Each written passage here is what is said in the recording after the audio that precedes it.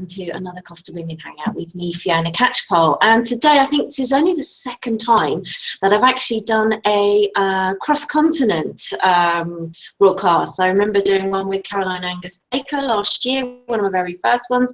And I have another one going on now, and the lady's going to tell us a little bit more about where she is. But first of all, let me introduce my guest today, and that is Aviva Scott. Good afternoon, Aviva. Good afternoon, Fiona. How are you? I'm really good. Well, it's actually good evening for you. Is that right? Yes, it is. It is 7 p.m. In Bangkok. Bangkok. Cool. Now, yeah, we both had a mental block on the time zone here because it's exactly what happened with Caroline. I rocked up at 7 in the morning to speak to her, and I actually should have rocked up at 7 p.m. So we nearly made that mistake, but you suddenly realized. Yes. Almost. We almost missed it. I actually had on my laptop this application from online, web-based, that told me side by side the time zone. So all day long I kept checking up on it just in case I was wrong. And it was good. So I was like, okay, it's only 10 o'clock where she is. I'm okay. Yeah. And I kept looking at it every couple of minutes, every hour. Yeah. Okay, but that's great. So we're here now. So you're in Bangkok. Tell me, first of all then, Costa Women is generally in Spain. How come we are reaching out to you in Bangkok? Because I am obsessed with moving to Malaga. It started when I moved with my husband. Our first move as a married couple and as a family was 2 years ago when we moved to Macau, China. Mm-hmm. And I think that's what started the travel bug. And, you know, I wanted to keep moving and learning new places and new cultures. And he has tons of friends that are from Spain, and I love the accents. I love the food. I'm Spanish, I'm Puerto Rican, so my background is kind of almost the same. And I told him, I said, you know, I just have this thing. It's like my heart is calling me for Spain. And we actually did recently just go for 12 days to Barcelona. We couldn't make it all the way to Malaga because traveling from Bangkok, not only the time zones are completely different, but the travel time with a 3-year-old, not so fun. So no, that's a little bit of a challenge on a good day. It was Barcelona, but it was great. It was great. So I reached out to Costa Women, and everyone there has just been so wonderful. And Ali has been, oh my God, a godsend. She just knows so much, and they're so friendly. So I'm just grateful to have met such a wonderful group of women. Oh, that's lovely. Well, we look forward to actually getting you over here then eventually. So that's all. Now, I understand though that that's going to be a little bit of a challenging time frame for you. But in the meantime, what is it that Aviva does? What do you do? Tell us about yourself. I'm a writer. I'm an author. I have published 6 books. They're romance books. I started when I was about 4 months pregnant. My daughter is 3 years old, three and a half. But my writing has begun when I was 12 years old. My passion for writing started when I would steal my mother's philosophy books. She took college later in life when my sister and I were a little older, and she was able to go back to college. And I would sneak into the closet and take her philosophy books. And I was obsessed with reading and all this stuff. And eventually I started writing my own things, and poetry, obsessed with poetry. Cool. Yeah, I still have the first poem I ever wrote. Oh, that is sweet. So listen, now I've interviewed a couple of authors, 3 at least Costa Women, members of Costa Women, and they all have split personalities. Yes, I do have. Self-confess. Is that something that you are like as well? I think you kind of have to. Because what happens is that you live inside of your head. Your thoughts never stop. When you're dreaming, you're still thinking about your characters, thinking about how you can manipulate the story, the reader, the point of view. You can go out through your day and live your life as a wife, as a mother, as a sister, as a daughter, and you still have this other part of you. So it does feel like split personality in a way. You kind of have to be different for different people sometimes. Like for different friends, you have to be different, right? You can't be this person because you can't treat your friends the same. So it's kind of like that, but in your head. So you kind of got to get it out or you go crazy. Okay. That's the way I see it. And the process, I know there's always ladies, we have a few budding writers and we have a couple of ladies that have organised like how to actually sort of like get the book out of you.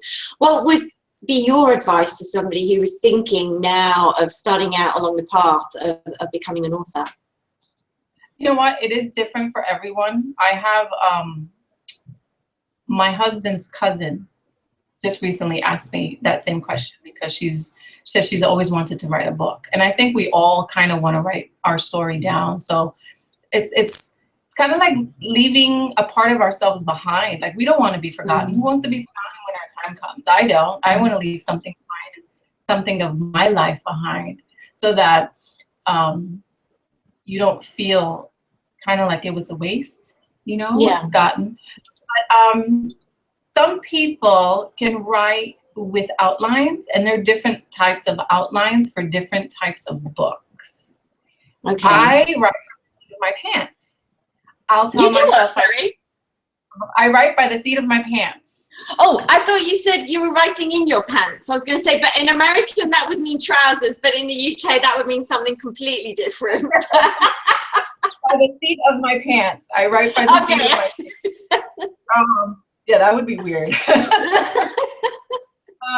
I try to have an outline. I think I'm learning now. I just recently got a new program called Scrivener, which I love because I'm able to organize the writing in a way that I couldn't do it before with Word. But some people can just shorthand. I know Danielle Steele, up until her death, she was still writing her books in shorthand.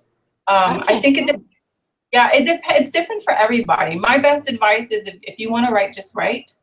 Later, worry about how it reads later. Worry about whether people are gonna like it.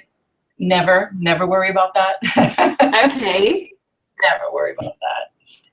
Actually, Caroline says something. I remember Caroline saying something similar to that before. So the books that you've written so far, are they sequels? So do they follow on or are they separate stories? The last one I wrote is a standalone. That one is a Once Upon a Forever. It's a standalone.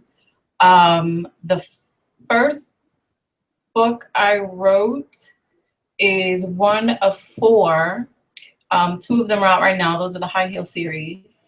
And then I have a poetry book and 2 short stories that are they're on Amazon. So I have 6 right now. They're all a little different. I'm writing 3 at the same time currently. Really? That's a bit challenging. No, and having your daughter as well, and then traveling across the world. Okay, so. Well, you know how sometimes you're in a mood for something, right? You're in a mood for chocolate, right? Let's say you're in a mood for chocolate with peanuts. Well, you'll have a couple of chocolate with peanuts, and then you go back to the chocolate. Well, I do that with the writing. Like I'll be in the mood to write one story, and then I'm like, you know what? I'm done with this character. I want to write something else. So then I'll just shift over and open the other book that I'm writing in and write a couple of pages of that. And the whole point is to keep writing. You don't want to stop writing. And I think when you really know you want to be a writer, you will write. I don't care if it's a grocery store. You're going to write something. Okay. Cool. Cool. And how long are you planning on being in Bangkok for now? Is this a stopover area or? We renew the contract every year. So 1 more year and then we'll see. Don't know. Okay. So you said to me just before off camera though that if you become a New York bestseller, you have a New York bestseller book, you're going to move over to Malaga straight away. So should we set that challenge for you now that your next book is going to be on the bestseller list? I hope so. That would be really nice. You can put that energy out there. I don't mind. Whatever gets me to Malaga faster, I'm all for it. Well, we'll set that as a project for Costa Women. We'll all click on the link, and we'll if you can send me all those details, and we can all have a look. What is the name of the book? You said something, the High Heel series. The two of those books. What are the titles of those, so we can check them out? High Heels in New York. Okay. High Heels and Lip Gloss. Okay, and that's the romantic books, yeah? Yeah, they're all romance books. They're all romance, okay. Well, listen, it's been really super chatting with you. You'll have to send me all the links, and we look forward to delving into the characters, and then looking forward to then also getting you and having you as part of Costa Women. But it's lovely that you found us, that we found you, and it's all been done through social networking and online, and that's just the power of networking, isn't it? So you can find out more. We can find out more about you, and the world becomes a smaller place. Awesome. Thank you so much, Aviva. I'll let you carry on with your evening. We've got a little bit of sunny weather here today, so I've got a few hours before bedtime. Don't over there, Mike. All right, thanks ever so much then. Speak to you again soon. Bye-bye. Bye.